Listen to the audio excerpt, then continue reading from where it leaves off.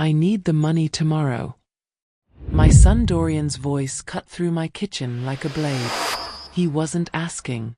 He was ordering. His wife Sabrine stood beside him, her arms crossed, that sharp smile plastered on her face like expensive paint that never quite looked real. They didn't even sit down. Dorian just slapped a thick folder onto my kitchen table. The same table where I used to help him with his homework, where we celebrated his graduation, where I once thought we'd share grandchildren's birthday cakes. I opened it slowly. Page after page of debt notices, consolidation letters, default warnings. The numbers blurred together until one figure jumped out at me, bold and cruel: $750,000. $750,000. My hands wanted to shake, but I kept them steady. I looked up at my son, searching his face for something familiar. A joke maybe. A mistake. Anything but what I was seeing. And no delays, Sabrine added, her voice dripping with impatience. The collectors are breathing down our necks. You're our mother. You owe us. Have you ever heard something so absurd that your brain just stops? Like when someone tells you the sky is purple and expects you to agree. That's what this felt like. Except it wasn't funny. It was my life, my son, and $750,000 they expected me to hand over like spare change. Hi viewers, kindly tell us where you're watching from and what time it is. Warm welcome to the family, enjoy the story. I looked at Dorian. Really looked at him. This wasn't the little boy who used to climb into my lap during thunderstorms. This wasn't the teenager who promised he'd take care of me when I got old. This was a stranger wearing my son's face, and he was standing in my kitchen like a debt collector who'd come to repossess my soul. But here's what they didn't know about me. What nobody knew, apparently. I didn't get to where I am by being someone's fool. I didn't build a life from nothing, working 2 jobs, raising a child alone after my husband died, saving every penny, buying property when everyone said I was crazy, just to be erased by paperwork and entitlement. So I did something they never expected. I smiled. Okay, I said, my voice calm as Sunday morning. Sabrine blinked. Dorian's eyebrows shot up. They'd probably rehearsed this confrontation 100 times, imagined me crying or begging or arguing. But agreement? That wasn't in their script. Okay. Dorian repeated, suspicion creeping into his voice. Tomorrow, I confirmed, closing the folder gently. I'll take care of it. Sabrine's smile widened, victorious. Dorian exhaled like he'd been holding his breath. They thanked me, actually thanked me, like I was doing them a favor instead of being robbed in broad daylight. They left 20 minutes later, already planning how to spend money they hadn't earned, hadn't worked for, hadn't bled for. The moment their car pulled out of my driveway, I stood up from that kitchen table and walked straight to my bedroom. I pulled my suitcase from the closet, the good one, the one I'd bought for the trip my husband and I never got to take before cancer stole him from me. I packed carefully. Not everything. Just enough. Because here's what Dorian and Sabrine didn't understand. I'd seen this coming. Maybe not the exact amount, maybe not the specific day, but I'd felt the shift. The way Sabrine started asking too many questions about my assets. The way Dorian stopped calling unless he needed something. The way they'd stopped seeing me as a person and started seeing me as a resource to be drained. Inside that debt folder, hidden between pages of financial destruction, I'd found something else. Something they'd gotten careless about. Draft documents. Transfer of ownership papers with my signature forged in places, notarized on dates when I'd been nowhere near a lawyer's office. My house. My rental property. Even the small trust I'd set up for my future grandchildren. They weren't just after my money. They wanted to erase me completely. But I had one advantage they'd forgotten about. One weapon they'd underestimated. I know how to keep records. 2 hours after they left my house, 2 hours after I'd smiled and said okay. I was standing in line at the airport, boarding pass in hand, heading somewhere they'd never think to look. Behind me, I'd left my house locked tight. Empty. Silent. And on the front porch, waiting like a time bomb wrapped in wood, I'd left them a small box. Inside that box was everything they'd tried to hide. Every lie, every forged signature, every fraudulent document marked in red ink with one word, void. And beneath it all, a USB drive containing proof of every crime they thought I was too old, too trusting, too erased to notice. When Dorian and Sabrine came back to collect their fortune the next day, expecting me to hand over my life's work like a servant fulfilling orders, they found only a closed door and that box. I wasn't there to see their faces when they opened it. I wasn't there to hear Sabrine scream or watch Dorian's world crumble. But I heard about it later. Oh, I heard all about it. Because sometimes the loudest statement you can make is the sound of your absence. Before I tell you exactly what was on that USB drive and how I'd gathered evidence they never knew existed, I need you to understand something. This isn't just my story. This is happening right now to mothers, grandmothers, widows, and elders across this country. People who built empires with their bare hands, only to watch their own children try to steal the keys to the kingdom. If you've ever felt invisible in your own life, if you've ever been treated like an ATM instead of a person, if you've ever wondered whether paper trails really matter, stay with me. Because what I'm about to show you will change how you see family, trust, and the quiet power of being underestimated. The kitchen fell silent after they left. Just me, the hum of the refrigerator, and the ticking clock on the wall that suddenly sounded too loud. I sat there staring at that folder like it might explode. My hands were shaking now, not from fear but from something else. Recognition, maybe. The kind that comes when you finally see the truth you've been avoiding for months. This wasn't new. The signs had been there all along. Like 6 months ago when Sabrine started asking about my rental property during Sunday dinner. Mom, have you thought about simplifying your life? All that paperwork must be exhausting at your age. She'd said it with concern, like she cared. I'd actually felt grateful. Or when Dorian stopped calling just to talk. Every phone call became a transaction. Hey Mom, quick question about your accountant. Mom, who handles your estate planning? Never, how are you? Never, I miss you. The empty chair by the window caught my eye. My husband Robert's chair. He died 7 years ago, but I still couldn't sit in it. Some mornings I'd wake up and forget he was gone, turn to tell him something, and find nothing but absence. Nobody calls just to check on me anymore. My friends from church moved away or passed on. My sister lives 3 states over. Dorian used to visit every Sunday. Then it became every other Sunday. Then once a month. Then only when he needed something. I'd become invisible. Not dead, worse. Erased while still breathing. The tea I'd been drinking had gone cold. Cinnamon tea, Robert's favorite. I made it every afternoon out of habit, like he might walk through that door any minute asking what's for dinner. That's when I noticed something strange in the folder. Tucked behind the debt notices were other papers. Legal documents. I pulled them out slowly, my heart starting to pound. Transfer of ownership forms. Quitclaim deeds. Trust modification papers.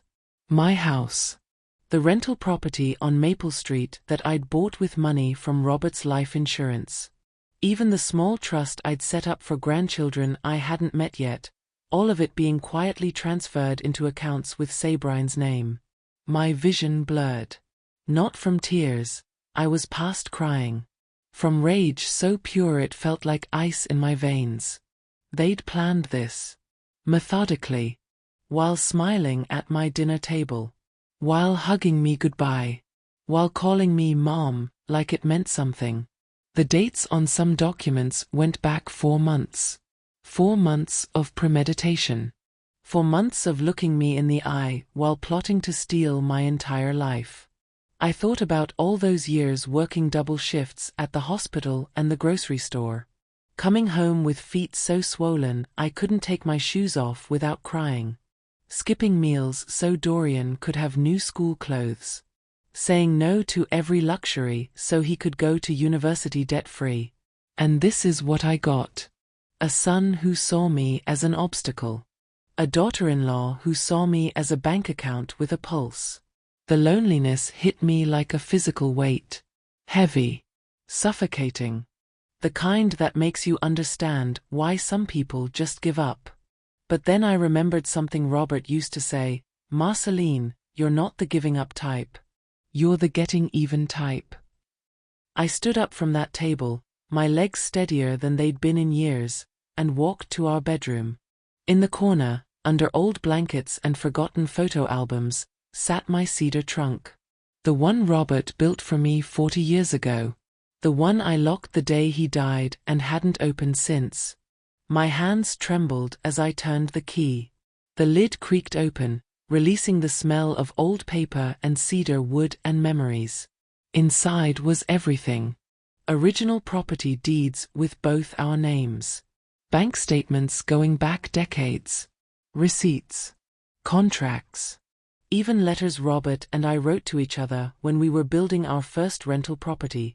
His handwriting steady and sure, mine looping and hopeful.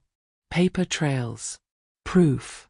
Evidence of every sacrifice, every decision, every dollar earned and saved. And tucked in a manila envelope at the very bottom, something I'd almost forgotten about. Copies of the original trust documents, signed and witnessed properly, dated and notarized by people who actually existed. They weren't just trying to steal my money. They were trying to erase my entire story. Rewrite history like I never existed. Like Robert never existed. Like our life together was just blank space waiting for Sabrine's signature. But I had one advantage they'd forgotten about. I know how to keep records. I pulled out my phone, my fingers moving faster than they had in years, and dialed a number I hadn't called in 5 years but still remembered by heart. "Nerissa," I said when she answered. "It's Marceline. I need your help. And I need it now." Nerissa Colquitt arrived at my house within an hour. She was 73, retired from paralegal work for a decade, but still sharp as broken glass and twice as dangerous when crossed. She took one look at my face and said, "Who do I need to bury?" I almost smiled. Almost. Instead, I spread everything across my kitchen table, their debt folder, my cedar trunk documents, all of it. Nerissa put on her reading glasses, the ones that made her look like a librarian who could kill you with a paper cut. She read in silence for 20 minutes. The only sound was pages turning and her occasional sharp intake of breath. Finally, she looked up. Her eyes were cold. "They're trying to rush you into signing. See here." She pointed to one of the transfer forms. "These aren't finalized. They're drafts. You were never supposed to see them. They got greedy and jumped the gun." My stomach dropped. "What does that mean?" "It means they were planning to get you to sign these tomorrow when you handed over the money. Probably hidden in a stack of papers, slipped in while you were distracted. You'd have signed away your entire life without knowing it." The room tilted slightly. I gripped the table edge. Nerissa's hand covered mine. "But they made a mistake, Marceline. They showed you too much too soon. Which means you have more power than you think." Power. I almost laughed. I'm a 72-year-old widow. My own son is robbing me. What power do I have? She leaned forward. The power of being underestimated. The power of documentation.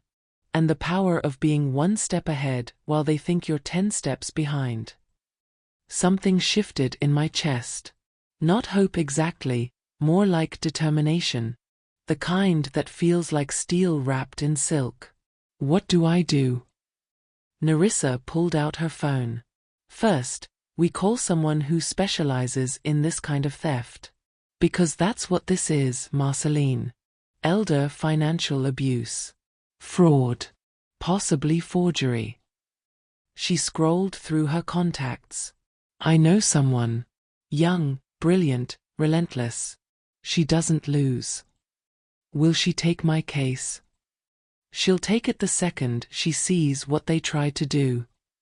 20 minutes later, Nerissa was on the phone describing my situation to someone named Adelaide Reese.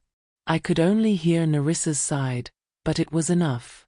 Forged notarizations. Transfer attempts. Yes, significant assets. Tomorrow, they're expecting payment. No, she hasn't signed anything yet. Can you? Today. When Nerissa hung up, she was smiling. Actually smiling. She'll be here in 2 hours. And Marceline? She's furious on your behalf. That's exactly the kind of lawyer you want. While we waited, Nerissa taught me things I never knew existed. How to check document metadata. How to spot forged signatures. How timestamps on digital files could prove when documents were created and by whom. See this. She pointed to one of the notary stamps. This says it was notarized on March 15th. Where were you on March 15th? I pulled out my calendar. At my sister's house in Ohio. I was there for 2 weeks. Exactly. So unless you teleported, this signature isn't yours. And this notary. She pulled out her laptop, fingers flying across the keyboard. Hasn't been licensed in this state for 3 years. Every discovery felt like peeling back layers of rot. The deeper we dug, the worse it got. Sabrine had been thorough. She'd created fake email accounts using variations of my name. She'd practiced my signature.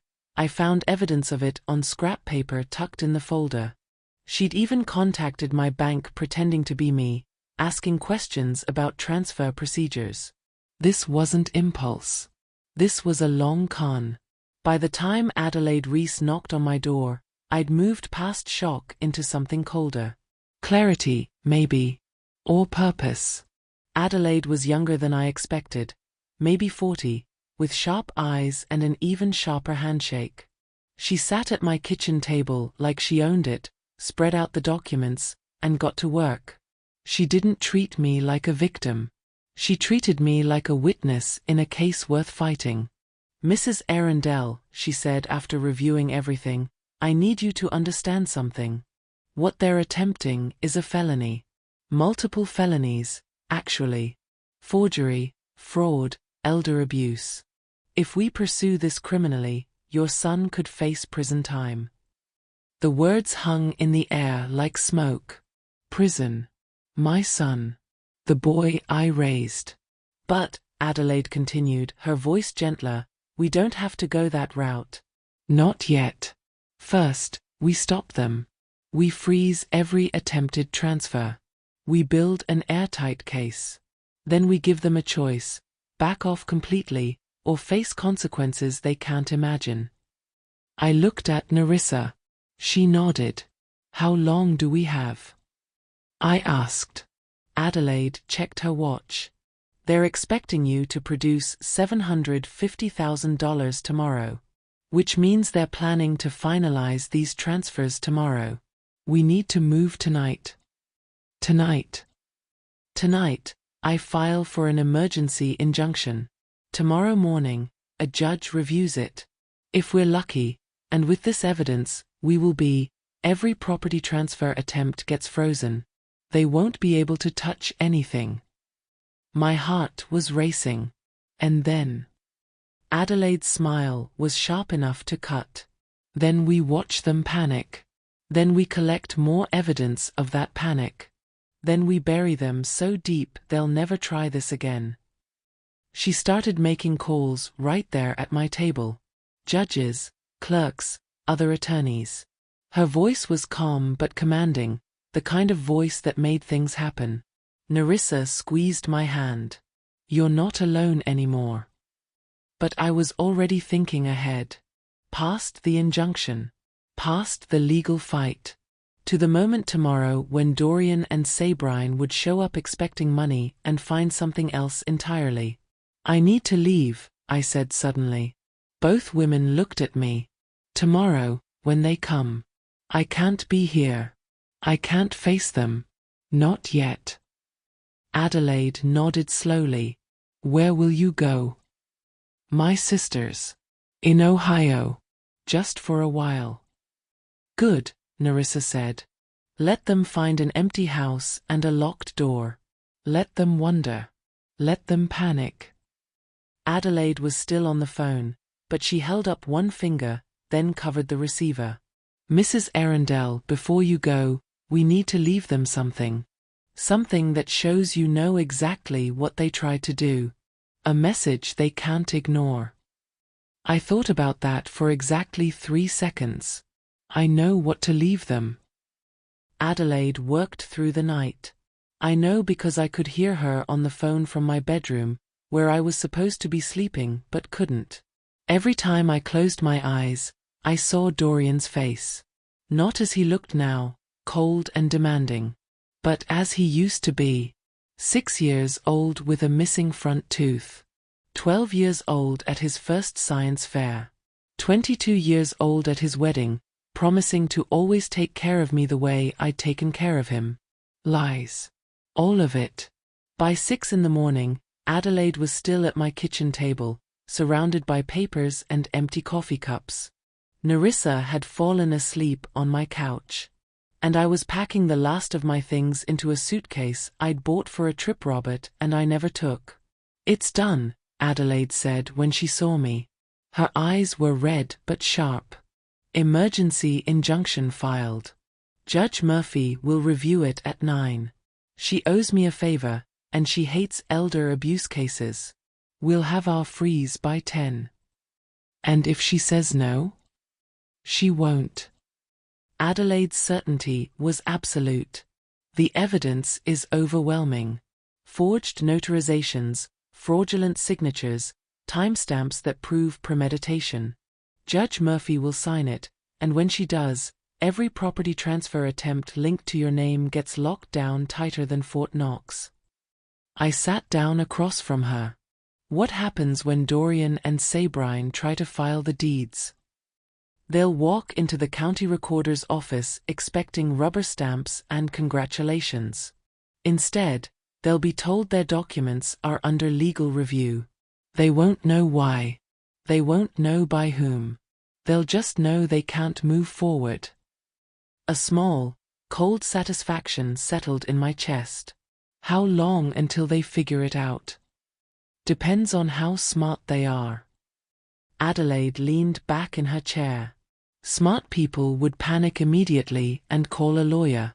Dumb people would come here demanding answers. They'll come here, I said. Sabrine won't be able to resist. Then we need to make sure you're long gone. Nerissa's voice came from the living room. She was awake now, stretching like a cat. When's your flight? 2:30. Adelaide checked her watch.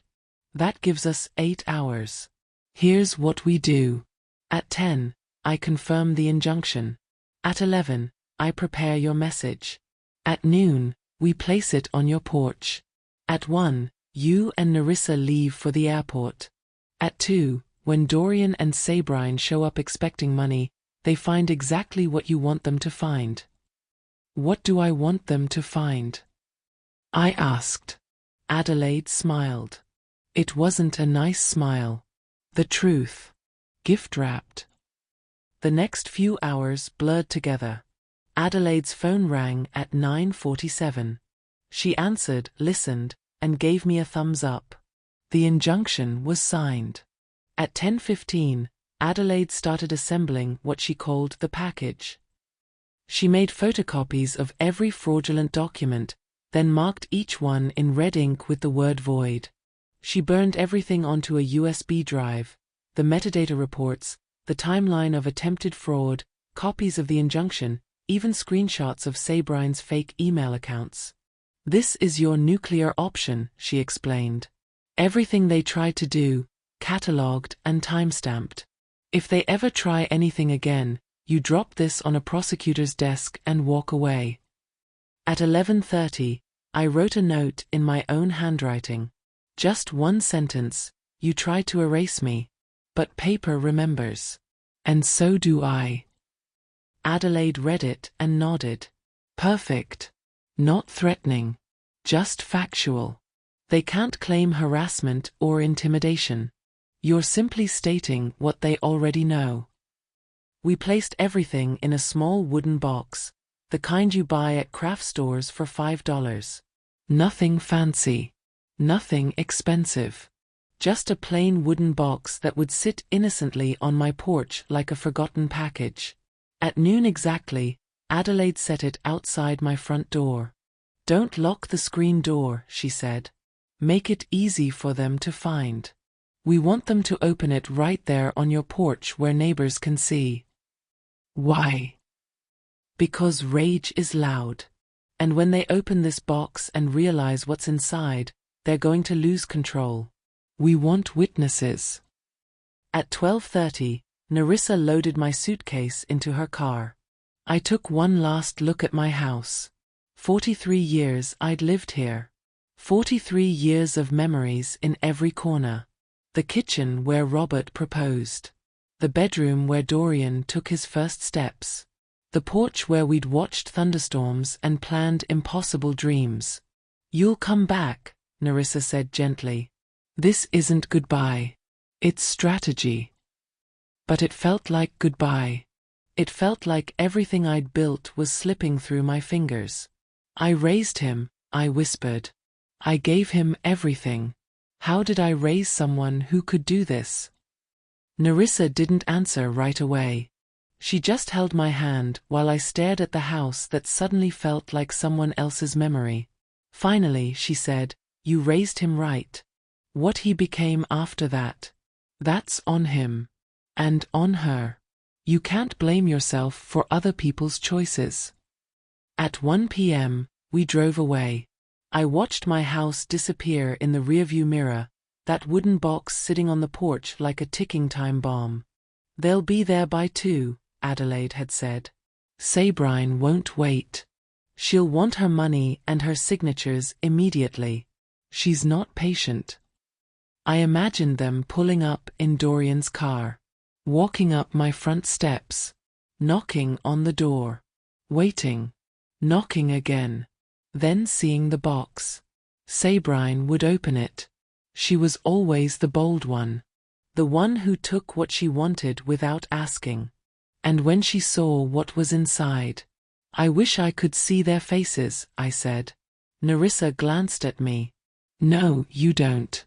Trust me. This is better. Let them scream into the void while you're free."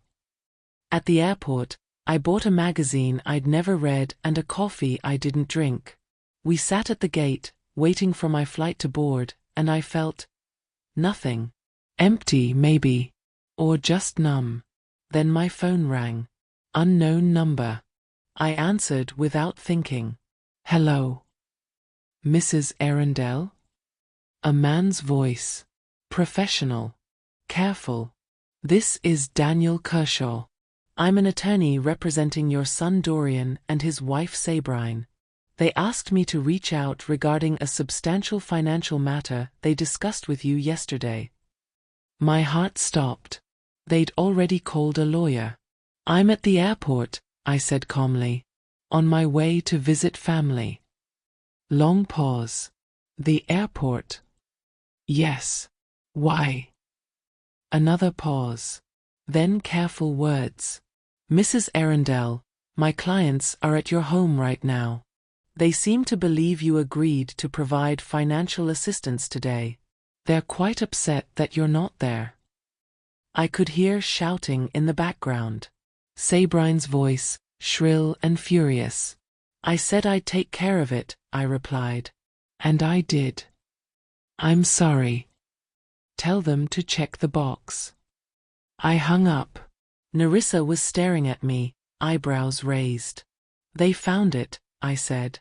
And somewhere, in my quiet neighborhood where I'd lived peacefully for 43 years, my son and his wife were opening a wooden box and discovering that their mother wasn't as erased as they'd thought. The flight to Ohio felt like floating between two lives. Behind me, the woman who'd been erased. Ahead of me, whoever I was becoming. Nerissa had stayed behind to monitor the situation. She promised to call with updates. I turned my phone on airplane mode, but kept checking it anyway, like somehow messages would appear through sheer force of will.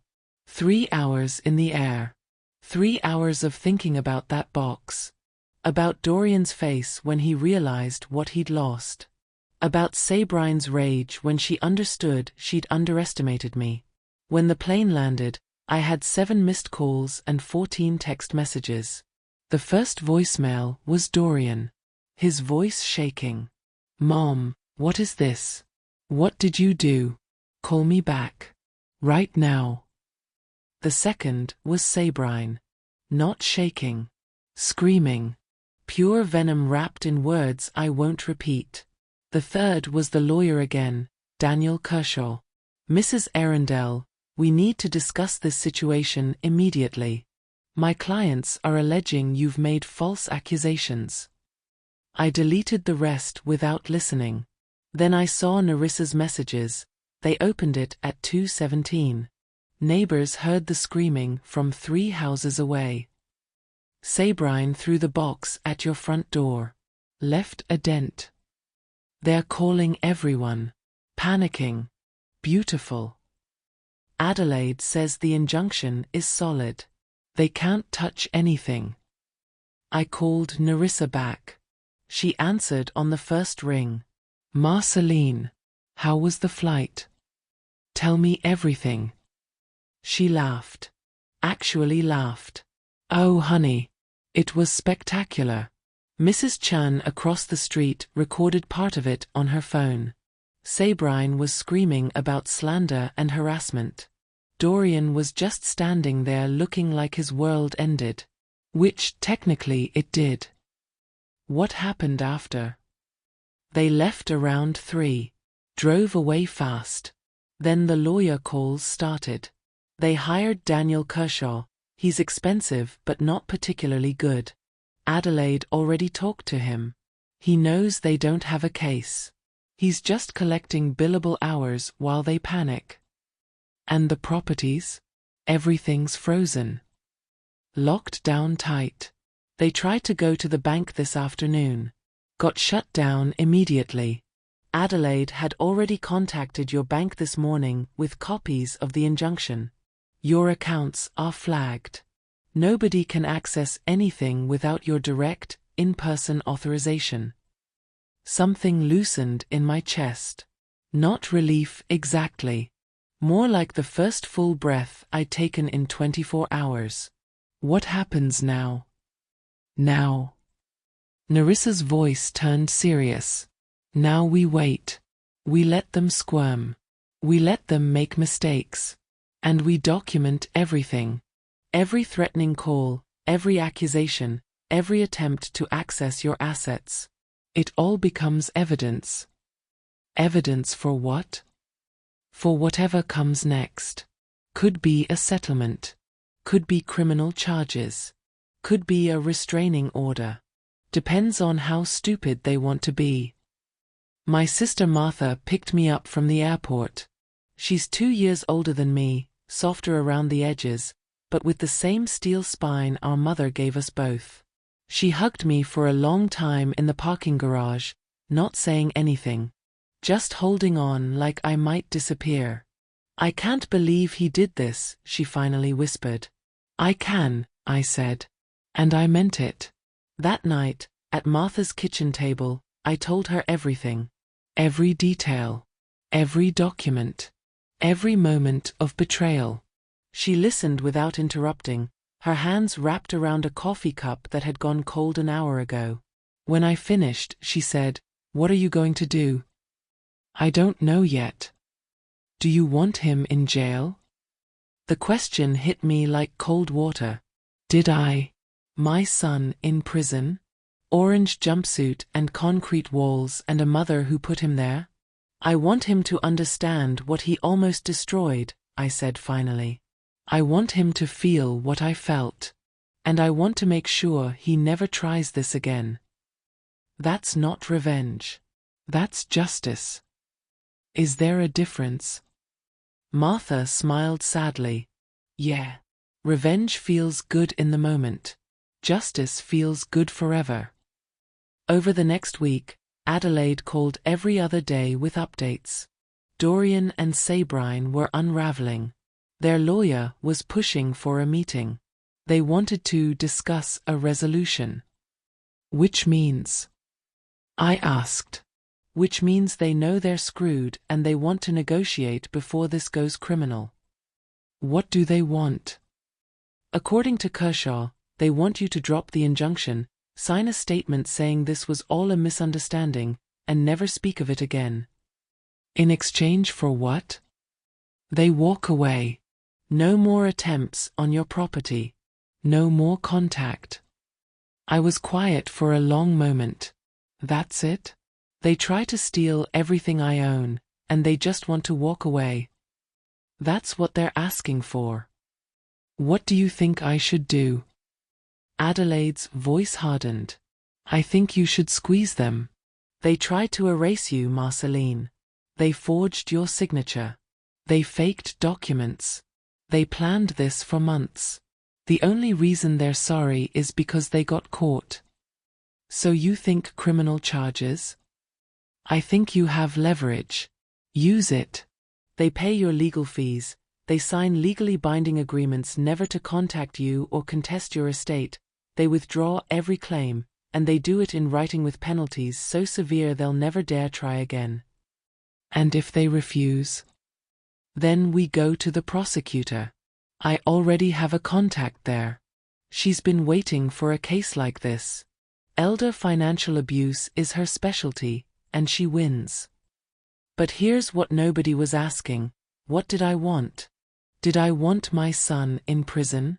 Did I want Sabrine's name dragged through court records? Did I want family holidays destroyed forever? The answer should have been easy. They tried to steal my life. They deserved everything coming to them. But late at night, alone in Martha's guest room, I kept thinking about 6-year-old Dorian with that missing tooth. The way he used to hold my hand crossing the street. The way he cried when Robert died, buried his face in my shoulder and said, "What do we do now, Mom?" Forgiveness isn't about them. That's what people don't understand. It's about you. About whether you want to carry hate around like luggage for the rest of your life. I didn't want to forgive. But I didn't want to be poisoned either. On day 9, Adelaide called with news. They've agreed to everything. Full withdrawal. Legal fees. Binding agreements. It's over, Marceline. You won. I should have felt victorious. Instead, I felt tired. When do we sign? Next week. They're drafting the final documents now. You'll need to review them, but it's exactly what we asked for. After I hung up, Martha asked, "So it's really over?" "Maybe," I said. "Because here's the thing about betrayal, it never really ends. The paperwork might be settled, but the scar remains. Every family gathering from now on would be performed. Every 'I love you' would echo with doubt. Every smile would be measured against that moment they stood in my kitchen demanding $750,000 like I owed them my existence. They didn't just try to steal my money. They stole something worse, the version of my son I carried in my memory. That's gone now. Replaced by a stranger who looks like family but isn't. Do you regret it?" Martha asked, fighting back. I thought about that for a long time. "No," I said finally. "If I'd just handed it over, if I'd let them erase me without a fight, I couldn't have lived with that. At least this way, I still exist. At least this way, I still have my own story. And sometimes that's enough." Adelaide called me on a Tuesday morning, 2 weeks after I'd left for Ohio. Her voice had that edge, the one that meant something had shifted. They filed the deeds anyway. I sat up straight in Martha's guest bed. What? How? The injunction. They tried to go around it. Used a different county office, different paperwork, claimed they were correcting errors on previous filings. Got some clerk who didn't check the system properly. My heart was hammering. So they won. No. Adelaide's voice turned sharp with satisfaction. Because I have alerts set up on every property connected to your name. The second their filing hit the system, I got notified. I was on the phone with a judge within 10 minutes. End. Emergency hearing. Today, 2 o'clock. Judge Murphy is not happy. Attempting to circumvent a court order? That's contempt. They just handed us everything we need. I looked at the clock. It was 9:47 a.m. Do I need to be there? No. Stay where you are. Let me handle this. But Marceline. She paused. This changes things. They're not backing down. They're escalating. Which means we need to hit harder. After she hung up, I sat there holding my phone, feeling something cold settle in my stomach. They weren't going to stop. Not with negotiations. Not with lawyers. They actually believed they deserved my life's work. Martha found me an hour later, still sitting in the same spot. You okay? They tried to file the deeds anyway, even with the court order. Martha's face went hard. That's it. No more playing nice. You crush them. I don't want to crush them. I just want them gone. Same thing, honey. At 3:15, Adelaide called back. I could hear the smile in her voice before she even spoke. Judge Murphy ripped them apart. I've never seen her that angry. Dorian and Sabrine had to appear in person because their lawyer insisted. Big mistake. What happened? The judge asked them directly if they understood what a court order meant. Sabrine tried to explain that it was all a misunderstanding, that you'd given verbal permission. The judge asked for proof. Sabrine couldn't provide any. Then Judge Murphy asked why, if you'd given permission, they'd used a different county office and different filing procedures. What did they say? Nothing useful. Dorian looked like he wanted to disappear into the floor. Sabrine kept talking, making it worse. The judge finally held them in contempt, fined them $5,000 each, and extended the injunction indefinitely. Something in my chest loosened. So it's over? Not quite. The judge also ordered them to appear for a full hearing in 3 weeks. She wants a complete review of all documents, all attempted transfers, all communications. She's treating this as a potential criminal matter now. The weight of that settled over me. Criminal. My son facing criminal charges. Adelaide, I don't want. I know. But it's not entirely up to you anymore. Judge Murphy has authority to refer this to prosecutors if she sees fit. And based on today, she sees fit. I closed my eyes. What do I do? You come home. You face this. You decide what kind of justice you want. But you do it from a position of strength, not hiding in Ohio. She was right. I knew she was right. But the thought of going back, of facing Dorian, of seeing what I'd created in the man I'd raised, it felt impossible. I'll think about it, I said. That night, I couldn't sleep. I kept thinking about that hearing. About Dorian standing in front of a judge, being held in contempt. About the look on his face when everything crumbled. Part of me felt vindicated. But another part, the part that remembered bedtime stories and skinned knees and birthday cakes, that part felt like it was dying. Martha knocked on my door around midnight. Can't sleep either? No. She sat on the edge of the bed. You know what Mom used to say? About tough decisions. What? She said the right choice is usually the one that hurts the most in the moment but helps the most in the long run. I thought about that. Going back hurts. Yeah. But staying here, hiding, letting them think they broke you? That hurts worse. Forever.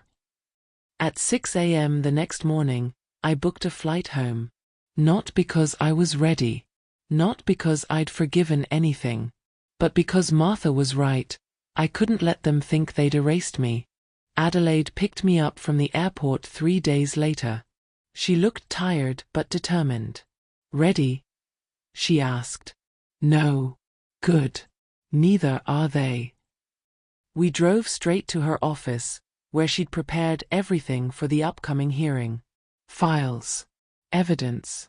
Timelines. Every lie documented. Every forgery catalogued. This is your armor, she said, gesturing at the stacks of paper. This is what protects you. Not hope. Not forgiveness. Documentation. I spent the next week preparing, learning legal terms, reviewing documents, understanding exactly what Dorian and Sabine had tried to do and how close they'd come to succeeding. The hearing was set for Monday, 10 a.m. Judge Murphy's courtroom. I'd never been inside a courtroom before. Never imagined I'd end up in one fighting my own son. Sunday night, Adelaide called with a final update. Their lawyer wants to meet. Tomorrow morning. Before the hearing. Why? Because they're desperate. They know what Judge Murphy's going to do. They want to settle before it becomes public record. What are they offering? Everything. Full withdrawal. Legal fees. Binding agreements. Plus a formal apology. I laughed. Actually laughed. An apology? I know. Too little, too late. What do you think I should do? Adelaide was quiet for a long moment. I think you should meet with them. Not because they deserve it. But because you deserve to look them in the eye one more time and see what you're dealing with. Sometimes clarity is worth more than revenge. So at 9 a.m. Monday morning, before the hearing, I walked into a conference room and saw my son for the first time since he'd demanded $750,000 in my kitchen. He looked terrible. Thinner. Older. Defeated. Sabine looked furious. Their lawyer, Daniel Kershaw, stood quickly.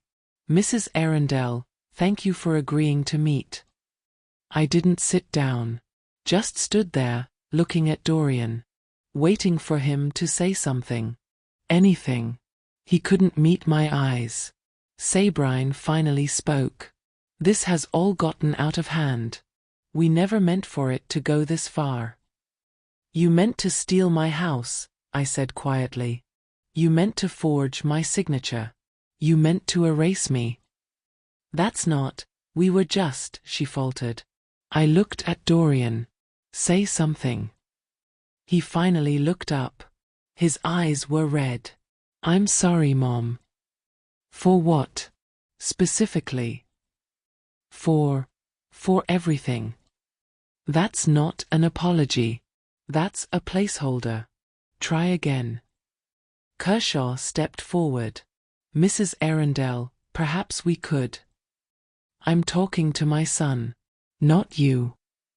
Dorian swallowed hard. I'm sorry for trying to take your house. And the rental property. And the trust. I'm sorry for lying. For forging documents. For treating you like, his voice broke. For treating you like you didn't matter. There it was. The truth. Finally. Why? I asked. Why did you do it? Because Sabrine's family, they have money and we don't, and I felt like I had to keep up. Like I wasn't enough. And you had property just sitting there, and I thought. You thought I owed you. Because you're my son. Because I gave you everything once, so I should give you everything again. He didn't answer. Didn't need to. I turned to Sabrine. And you? What's your excuse? Her mask slipped. Just for a second. You were supposed to be easy. Old. Trusting. We did the research. Elderly widows are the easiest targets. You were supposed to just sign the papers and never know until it was too late. The room went cold. Even Kershaw looked shocked. Sabrine, Dorian started. What? It's true. This was supposed to be simple. She messed it up by being paranoid. Adelaide's voice cut through like ice. I believe we're done here. See you in court. But as we turned to leave, Dorian spoke one more time. Mom, please. Don't do this. I know I messed up, but I'm still your son. Doesn't that mean something? I stopped at the door. Didn't turn around. Just spoke to the wall. You stopped being my son the moment you saw me as a transaction instead of a person. The hearing starts in 40 minutes. I'll see you there. And I walked out. The courtroom was smaller than I expected. Quieter. Like the weight of justice needed less space than TV shows suggested. Judge Murphy was already seated when we entered. She looked at me with something like kindness, then at Dorian and Sabrine with something decidedly not kind. Let's begin, she said. For the next 2 hours, Adelaide presented everything. Documents. Timelines. Forged signatures. Metadata proving when files were created and by whom. The fake email accounts. The notarizations that couldn't possibly be legitimate. The attempted filing after the injunction. Dorian and Sabrine's lawyer tried to argue. Tried to claim misunderstandings. Tried to suggest I'd been confused about what I'd agreed to.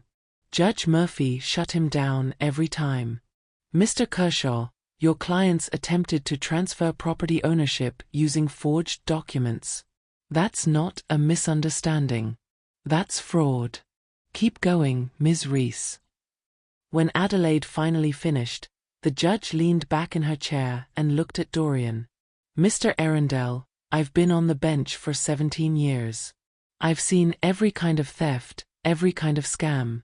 But the ones that disgust me most? The ones where children steal from their own parents. Because it's not just theft of property. It's theft of trust. Theft of legacy. Theft of dignity. Dorian's head was bowed. Sabrine was staring at the table like she could will herself invisible. I'm referring this case to the district attorney for criminal review. In the meantime, the injunction remains in place indefinitely. All property transfers attempted by either of you are voided. You are hereby ordered to have no contact with Mrs. Arundel unless through legal counsel. Do you understand? They both nodded. Out loud, please. Yes, Your Honor, Dorian whispered. Yes, Sabrine said flatly. Judge Murphy looked at me. Mrs. Arundel, I'm sorry you had to experience this. The court system can't repair broken families, but it can protect you from further harm. Is there anything else you'd like to say? I stood slowly. Everyone looked at me. I want to know why, I said, looking at Dorian. Not the money. Not Sabrine's family. I want to know when I stopped being your mother and started being an obstacle. Dorian finally looked at me. Really looked at me. I don't know, Mom. I don't know when it happened. But somewhere along the way, I forgot what you sacrificed. I forgot what you gave up. I just saw what I wanted and convinced myself I deserved it. Did she help you forget? I gestured to Sabrine. He didn't answer. Didn't need to. Your Honor, I said, turning to the judge. I don't want them in prison. I want them gone. I want binding agreements that they never contact me, never contest my will, never step foot on my property. I want my legal fees paid. And I want it in writing so severe that if they ever try anything again, they lose everything." Judge Murphy nodded slowly. "I can make that happen. But Mrs. Arundel, I need you to understand, if I refer this for criminal prosecution, that decision isn't yours to make. The state decides whether to press charges." "I understand. And you're willing to testify if needed?" I looked at Dorian one last time, memorized his face, the son I raised, the stranger he'd become. "Yes," I said. "I'll testify." The hearing ended 20 minutes later. Orders signed. Agreements drafted. My lawyer satisfied. Their lawyer relieved it wasn't worse. Outside the courtroom, Nerissa was waiting. She hugged me hard. "You did it," she whispered. "Did I? Because it doesn't feel like winning." "That's because you're a good person. Bad people would feel victorious. Good people just feel tired." Adelaide joined us. "The DA's office will contact you next week. They'll want a full statement." "But Marceline, based on what we presented today, they're going to prosecute. This is too clear-cut to ignore." "Even if I don't want them to?" "Even then. Elder financial abuse is taken seriously now. Too many cases were ignored for too long. Yours won't be." That night, I returned to my house for the first time in 3 weeks. It felt different. Emptier. Like the walls remembered what had happened here and couldn't forget. I walked through each room slowly. The kitchen where they'd made their demand. The bedroom where I'd packed my suitcase. The porch where I'd left that wooden box. Martha had cleaned while I was gone. Everything was spotless. But clean doesn't mean healed.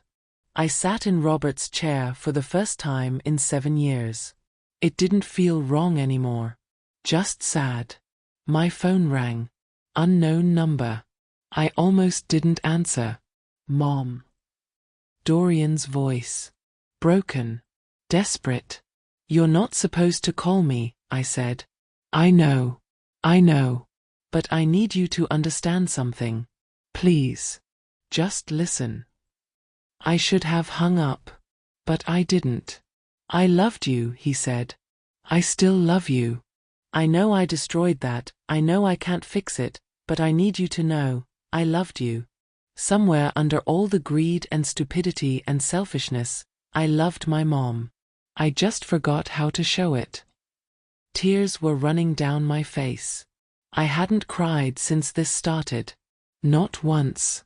But now, sitting in Robert's chair, hearing my son's voice crack with regret, I couldn't stop. "That doesn't fix anything," I whispered. "I know. That doesn't give you permission to try again." "I know. That doesn't mean I forgive you." "I know." He was crying too now. I could hear it. "I just needed you to know. Before the DA calls. Before this becomes public.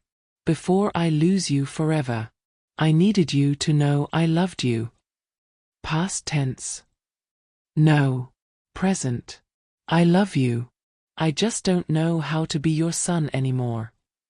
We sat in silence, breathing across the phone line. Two people who shared DNA and history and nothing else. "Goodbye, Dorian," I said finally. "Goodbye, Mom." I hung up. Sat there in Robert's chair until the sun set and the room went dark. Loving someone and protecting yourself from them aren't opposites. They're just two truths existing in the same painful space. And sometimes, goodbye is the kindest thing you can say. The district attorney called on a Thursday. Her name was Patricia Vance, and her voice was professional but warm. Like a teacher who actually cared if you passed. "Mrs. Arundel, I've reviewed your case. I'm moving forward with charges against both your son and daughter-in-law. Fraud, forgery, attempted grand theft, and elder financial abuse. I want you to understand what that means. Prison. Potentially. But more likely probation, fines, restitution, and permanent criminal records. First-time offenders with full-time employment rarely see jail time unless there's violence involved. But they will be convicted felons. The word hung in the air. Felon. My son, a felon. Mrs. Arundel? Are you still there? I'm here. I never thought it would go this far. I know. Most victims don't. They think if they fight back just a little, the perpetrators will stop. But people who commit elder financial abuse are calculating. They plan. They execute. And they rarely stop until they're forced to. When's the trial? Preliminary hearing in 6 weeks. Trial probably 4 months after that. But Mrs. Arundel. She paused. There's another option. A plea deal. If they plead guilty to reduced charges, accept probation, pay full restitution plus penalties, and agree to stay away from you permanently, we can avoid trial. Would they take it? Their lawyer already asked about it. Of course he did. Kershaw was expensive, but smart enough to know a losing case when he saw one. What do you think I should do? That's not my decision. But I can tell you this, trials are hard. You'd have to testify. Relive everything. Face them in court repeatedly. A plea deal ends it faster and guarantees consequences without putting you through that trauma. I thought about sitting in a courtroom for weeks, watching lawyers dissect my life. Watching Dorian squirm. Watching Sabrine perform innocence she didn't feel. If they take the plea, do I get a say in the terms?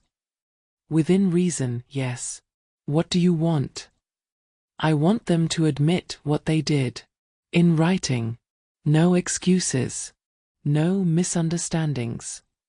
I want them to state clearly that they attempted to defraud me, and I want that admission filed with the court. Done. What else? I want them banned from ever working with elderly clients in any capacity. Financial services, caretaking, legal representation, nothing. If they're going to be criminals, I want it on record so they can't do this to someone else's mother. Patricia Vance was quiet for a moment. Then she said, I like you, Mrs. Arundel. Most victims want revenge. You want prevention. I'll make that happen. 3 weeks later, Dorian and Sabrine accepted the plea deal. 5 years probation. Full restitution of my legal fees, $47,000. Community service. Court-ordered financial counseling. Permanent restraining order keeping them away from me and my property. And a written admission of guilt filed with the county court. No prison time. But their names, forever attached to the words elder financial abuse. Nerissa threw a small celebration at her house when the deal was finalized. Just her, Martha, Adelaide, and me. For women drinking wine that was too expensive and laughing at things that weren't quite funny. You did it, Martha said, raising her glass. You protected yourself and probably a dozen other people's mothers in the process. Doesn't feel like I did much, I said. Just refused to disappear. That's everything, Adelaide said. Most people disappear. They sign the papers. They hand over the money. They let themselves be erased because fighting back feels impossible. You didn't. Later that night, alone in my house again, I read through the final settlement documents. Dorian and Sabrine's signatures at the bottom. Legal stamps. Court seals. The end of something that felt like it should never have started. My phone buzzed. Text message from a number I didn't recognize. This is Dorian. I know I'm not supposed to contact you. I know I'll violate probation if you report this. But I needed to say one more thing. You were a good mom. The best mom. I failed you, not the other way around. I hope someday you can remember me as I was, not as I became. I'm sorry for everything. Please don't respond. Just know I'm sorry. I stared at that message for a long time. Thought about responding. Thought about reporting it. Thought about forgiveness and justice and whether they could exist in the same space. In the end, I just deleted it. Not out of anger. Not out of hate. Just out of necessity. Because closure isn't a moment. It's a choice you make every day. A choice to stop letting the past dictate the present. A choice to exist on your own terms instead of in reaction to someone else's actions.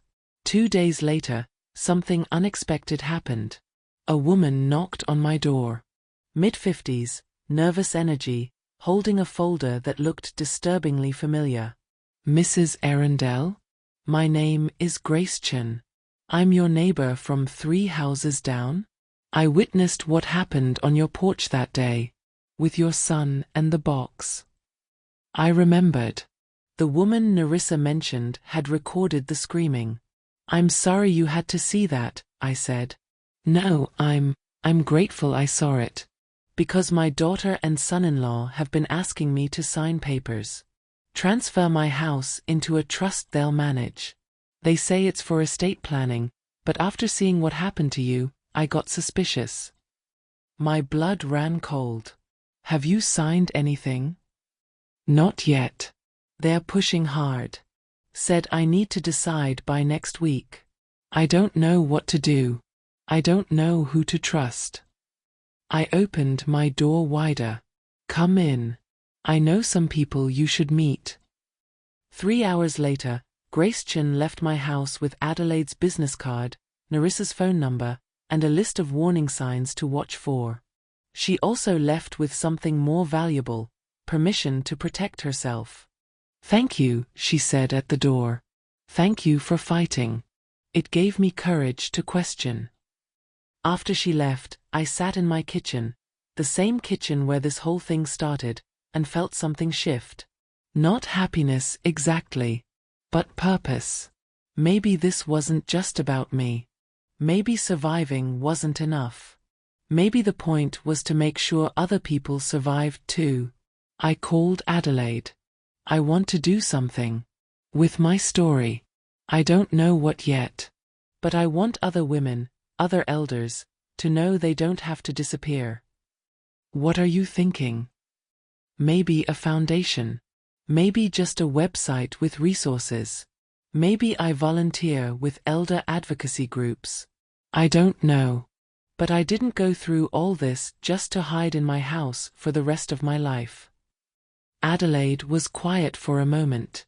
Then she said, I know someone at the County Senior Center. They do financial literacy workshops. They'd love to have you speak. About what? How I almost lost everything. About how you didn't. About how you fought back. About how paper trails saved your life. 1 month later, I gave my first talk. 23 people in a community center room that smelled like coffee and old carpet. Most of them older than me. Most of them alone. I told them everything. The demand. The documents. The betrayal. The fight. When I finished, a woman in the back row raised her hand. She was crying. My son did the same thing, she whispered. 3 years ago. I gave him everything. He promised to take care of me. Now I live in a studio apartment and he won't return my calls. 3 other people nodded. Same story, different details. Did you fight back? I asked the woman. No. I thought that's just what mothers do. Give everything. That's what they want you to think, I said. But motherhood doesn't mean martyrdom. And family doesn't mean free access to everything you've built. After the talk, 7 people asked for Adelaide's contact information. 2 asked if I'd be willing to review documents they'd been pressured to sign. 1 woman just hugged me and whispered, "Thank you for making me feel less alone." That night, Driving home, I thought about Dorian. About whether he'd ever understand what he'd taken from me. Not the money. Not the property. But the innocence. The ability to trust without questioning. The comfort of family without calculation. Those things don't come back. Even with plea deals and legal victories and justice served. But maybe, something else could grow in that empty space. Something harder. Something wiser. Something that helped other people avoid the same cliff I'd almost fallen off. And maybe that was enough. 3 months after the plea deal, I received a letter. Not email. Not text. A physical letter in a cream-colored envelope with careful handwriting I didn't recognize. Inside was a single page from someone named Margaret Hoffman. Mrs. Arundel, you don't know me, but I attended your talk at the senior center last month. I want you to know you saved my life. After hearing your story, I had my documents reviewed by the attorney you recommended. My nephew had been slowly transferring my assets into accounts I didn't know existed. Thanks to you, I stopped him before he could finish. I'm 81 years old, and you taught me I'm not too old to fight back. Thank you for your courage. It gave me mine. I read that letter 3 times. Then I put it in my cedar trunk with all the other important documents. Proof that pain could become purpose if you let it. The speaking engagements kept coming. Senior centers. Church groups. Community colleges. Always small crowds. Always people who needed to hear that they weren't alone. That fighting back was possible. That erasure wasn't inevitable. Nerissa started coming with me, co-presenting. Her legal expertise plus my personal story created something powerful. We called it Paper Trails, How Documentation Protects You. Adelaide set up a simple website with resources. Warning signs of financial abuse. How to check document metadata. Lists of legitimate attorneys who specialized in elder law. A contact form where people could ask questions. Within 6 months, we'd helped 47 people review suspicious documents. 12 found evidence of fraud. 8 pressed charges. All of them kept their assets. You're building something, Martha said during one of her visits. This started as survival. Now it's a movement. It's just a website and some talks, I said. No. It's proof that one person fighting back can create ripples. You didn't just save yourself. You created a template for other people to follow. But late at night, alone in my house, I still thought about Dorian. Still wondered if he understood. Still caught myself reaching for the phone to call him, then remembering I couldn't. Remembering I shouldn't. Remembering he'd made his choice. The hardest part of betrayal isn't the initial wound. It's the ghost limb syndrome after. Your brain keeps reaching for relationships that don't exist anymore. Keeps expecting phone calls that won't come. Keeps seeing someone at the grocery store and thinking for one stupid second it might be them, here to apologize, here to fix it. But they never are. Because the person you're looking for doesn't exist anymore. Maybe never existed at all. 6 months after the plea deal, Patricia Vance called with an update. Mrs. Arundel, thought you should know, Dorian and Sabrine are divorcing. I sat down slowly. When? Filed last week. According to the paperwork, irreconcilable differences. But the real story is that Sabrine's family cut her off completely when the criminal charges became public. No money. No support. Dorian couldn't handle the financial pressure. Or maybe he finally figured out she was the architect of the whole scheme. Either way, it's over. How's he doing? Why do you care? Good question. Why did I care? After everything, after the betrayal and the fraud and the year of legal battles, why did I still want to know if my son was okay? Because he's still my son, I said quietly. Even if he's not acting like it. Even if I can't be in his life, he's still my son. Patricia was quiet for a moment. According to his probation officer, he's working 2 jobs. Moved into a small apartment. Attends his counseling sessions. Completes his community service. He's trying, for what that's worth. And Sabrine moved back in with her parents. Angry at everyone, especially you. Her social media is full of posts about how the justice system failed her, how she was the real victim. Standard narcissist playbook. After I hung up, I sat there thinking about second chances. About redemption. About whether someone who'd tried to erase you deserved your grace. The answer wasn't simple. It never is. Dorian made terrible choices. He hurt me in ways I'd never fully heal from. But he was also a product of a bad marriage to a worse woman, and somewhere under the greed and stupidity, there might still be the boy I raised. But that wasn't my problem to solve anymore. He had to find his own way back. And I had to protect myself while he did it. The restraining order had 6 months left. After that, technically he could contact me. The question was whether he would. And if he did, whether I'd answer. I didn't have answers yet. Maybe I never would. At my next speaking engagement, a man in his 30s approached me afterward. He looked uncomfortable, like he didn't want to be there but forced himself to come anyway. Mrs. Arundel? I'm Nathan. I'm here because I think I'm becoming like your son. I stopped gathering my papers. Excuse me. My mom is 74. She has money. I keep thinking about how much easier my life would be if I had access to it. I keep thinking she's not using it anyway, she's just old, what does she need it for? And then I heard you speak and I realized, I'm thinking like a predator, not a son. His eyes were wet. His hands were shaking. I needed to hear your story. I needed to see what happens when people like me follow through on thoughts like mine. I don't want to be him. I don't want to destroy my mom like that. I looked at this young man. Same age as Dorian, same desperation in his eyes, but making a different choice. A better choice. What are you going to do? I asked. I'm going to talk to my mom. Tell her what I've been thinking. Apologize. Get therapy. Figure out why I see her as a resource instead of a person. He wiped his eyes. Thank you for being honest.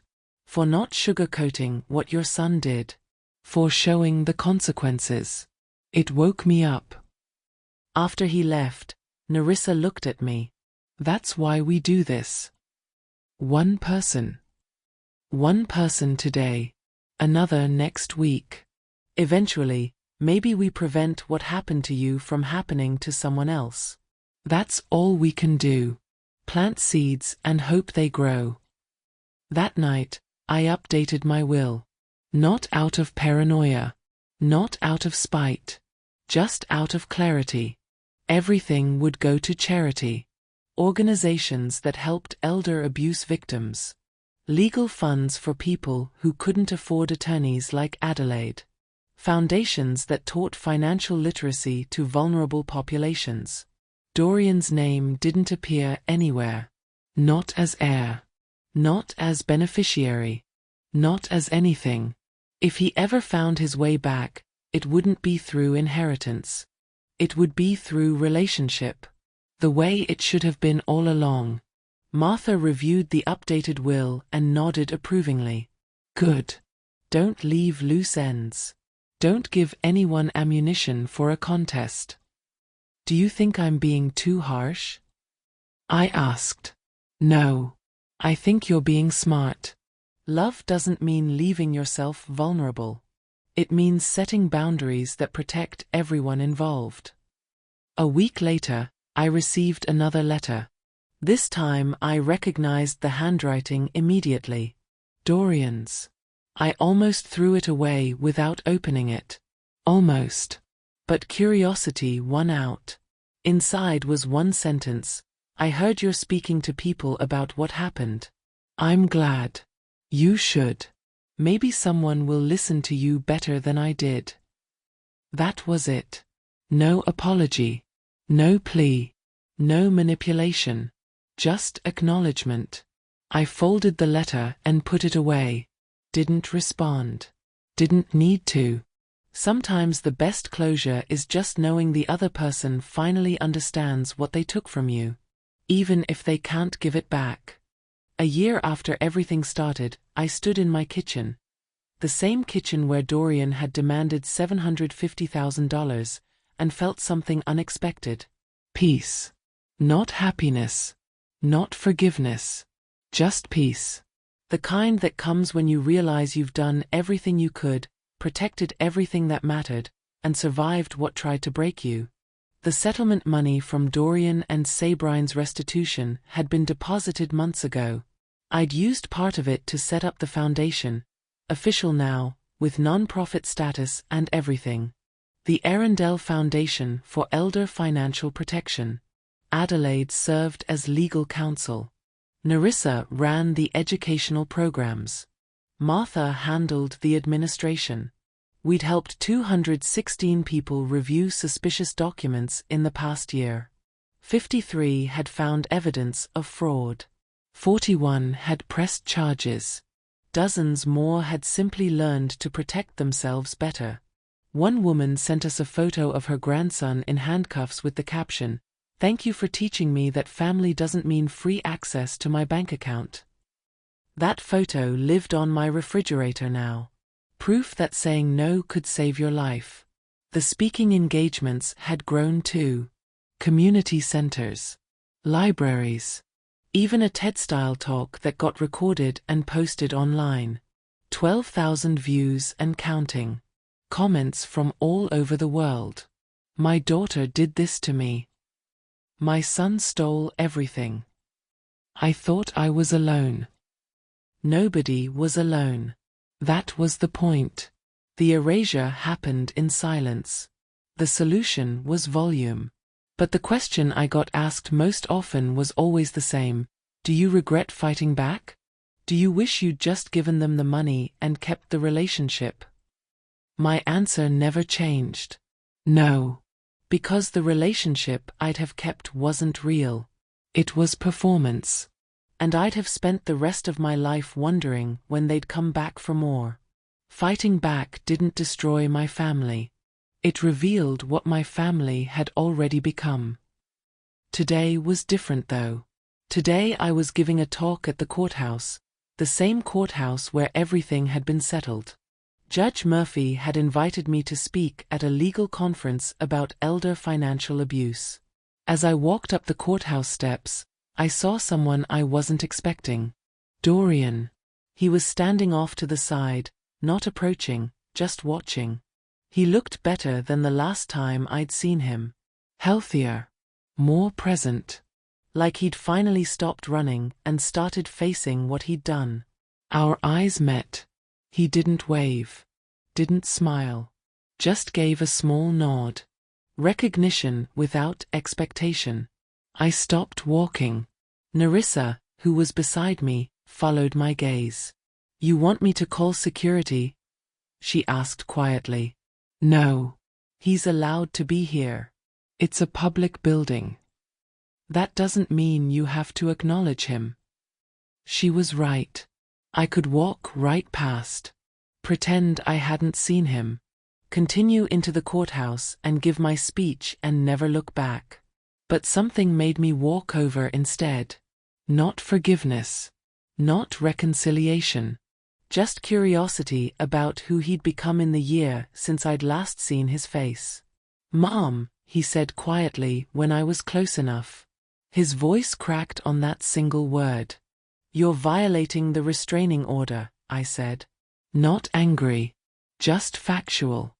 It expired last month. I checked. I'm allowed to be in public spaces as long as I don't approach or threaten you. And what is this? Standing 30 feet away from a building you happen to be entering. Technically not approaching. He almost smiled. Almost. Adelaide taught you well. You think like a lawyer now. I think like someone who had to protect herself.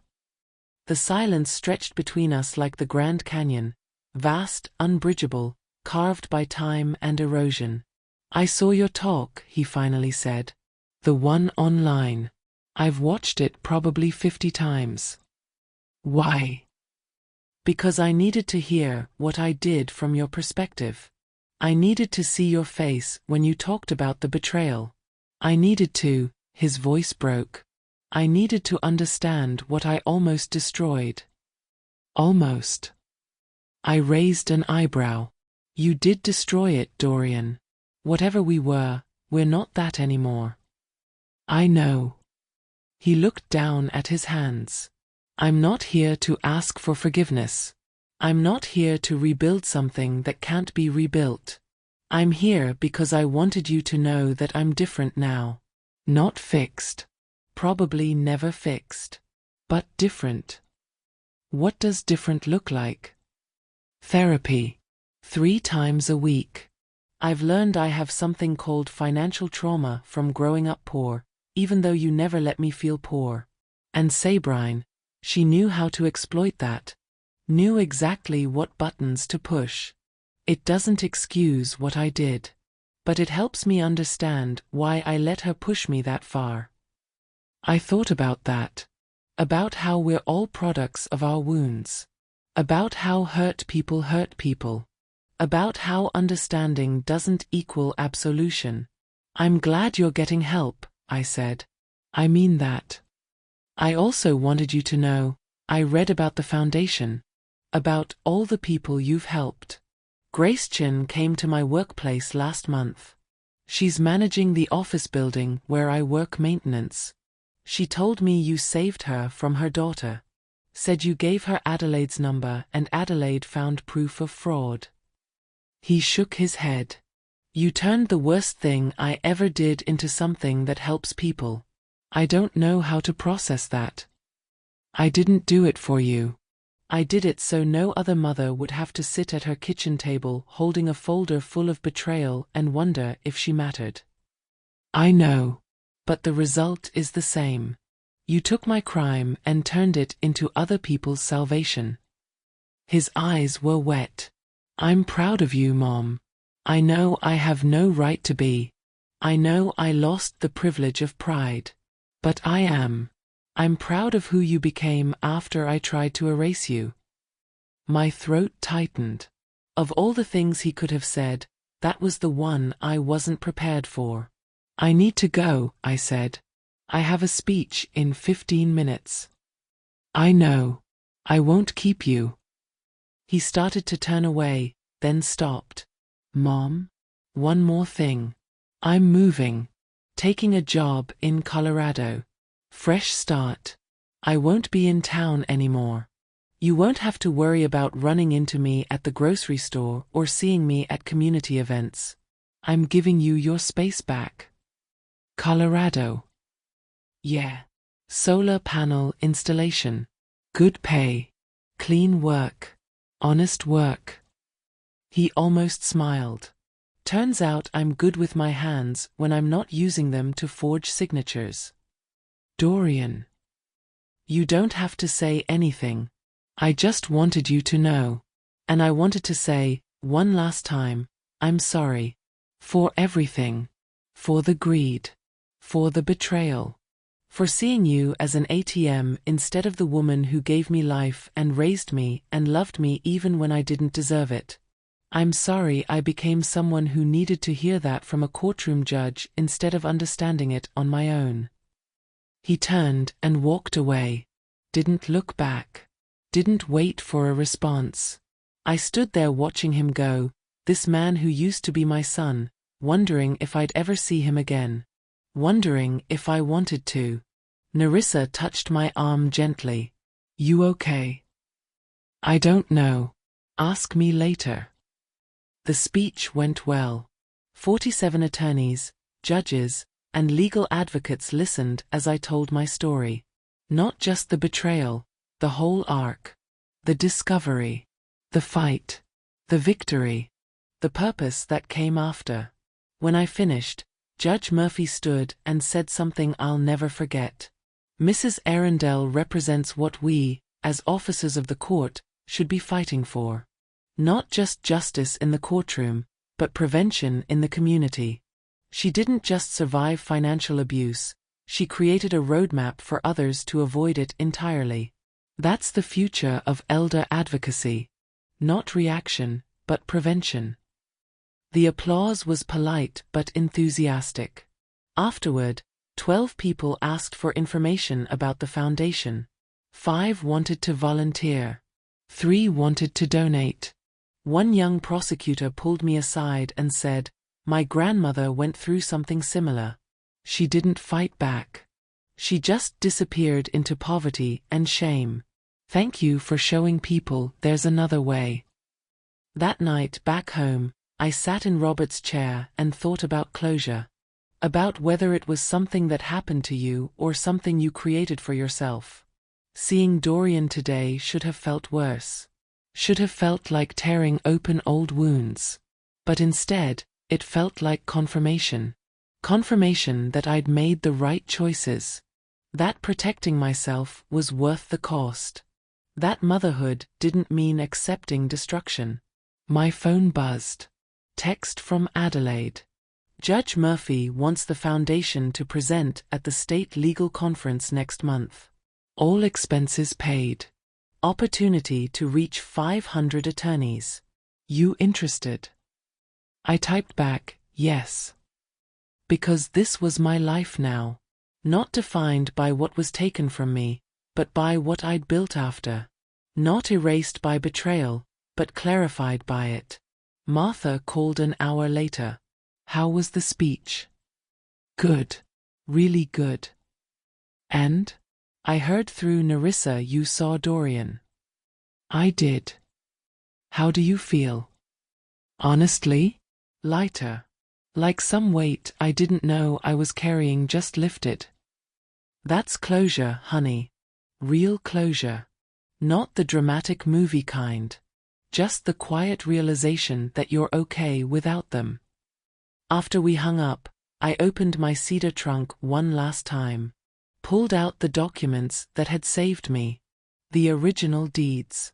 The trust papers. Robert's letters. Proof of my life, my legacy, my refusal to disappear. I added one more thing to the trunk, the program from today's speech.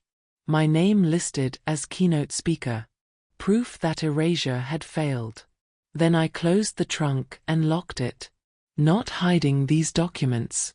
Just keeping them safe for whatever came next. Because here's the truth they don't tell you about betrayal, it doesn't destroy you if you don't let it. It just reveals who you've been all along. Strong enough to survive, wise enough to learn, brave enough to help others do the same. I was nearly erased. But instead of rage, I chose calm courage. Instead of noise, I chose records. Instead of vengeance, I chose legacy. And sometimes, the sweetest revenge isn't shouting in a courtroom or watching your enemies suffer. It's walking through an airport terminal free while they scream over a box of voided lies. It's turning pain into purpose. It's helping strangers while your own family falls apart. It's knowing that you refused to disappear. Dorian thought he could erase me with paperwork and pressure. But paper trails remember. And so do I. A year ago, I was a widow sitting in an empty house, wondering if anyone would notice if I just faded away. Today, I'm the founder of an organization that's helped hundreds of people protect themselves from the same erasure I almost faced. That's not revenge. That's resurrection. And as I sat there in Robert's chair, in the house I'd saved, surrounded by proof of my existence, I realized something profound. They didn't erase me. They revealed me. Showed me exactly how strong I'd been all along. The doorbell rang. I wasn't expecting anyone. When I opened the door, a delivery person stood there holding a large envelope. Marceline Arundel? Yes. Sign here, please. I signed and took the envelope. Inside was a letter from the governor's office and a formal invitation to join the state's Elder Protection Advisory Council. They wanted my expertise, my story, my voice in crafting legislation that would protect vulnerable seniors from financial abuse. I read the letter twice. Then I called Narissa. "You sitting down?" I asked when she answered. "Should I be? The governor's office wants me on an advisory council." "Of course they do. You're Marceline Arundel. You don't just survive. You change systems." After I hung up, I sat there holding that letter, thinking about the strange path that had led here. From betrayal to justice to purpose to policy. From victim to advocate to voice. This wasn't the life I'd imagined a year ago. It was better. Because I'd learned something invaluable. You can't control what people take from you. But you can control what you build after. And I was just getting started. If this story touched you, if Marceline's courage inspired you, if you know someone who needs to hear that they don't have to disappear, share this story. Subscribe to this channel so you don't miss other stories of quiet strength turning into loud justice. Turn on notifications because every week we bring you stories of people who refuse to be erased. And please, leave a comment. Tell us your thoughts. Tell us your story. Your words might be exactly what someone else needs to hear to find their own courage. Together, we create communities where erasure fails and resilience wins. Don't just be a viewer, be part of the movement. Hit that subscribe button now, and let's build something that protects the vulnerable and empowers the forgotten. Your engagement matters. Your voice matters. And remember, paper trails are power, but your courage to use them changes everything.